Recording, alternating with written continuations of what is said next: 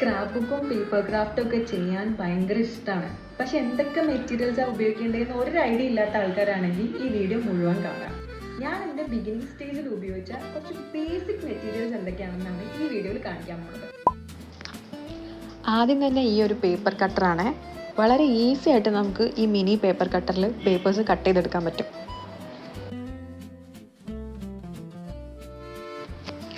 ഏറ്റവും കൂടുതൽ എനിക്ക് ഉപകാരപ്പെട്ട ഒരു പ്രൊഡക്റ്റാണ് ഞാനിപ്പോൾ കാണിക്കാൻ പോകുന്നത്, കോർണർ പഞ്ചർ.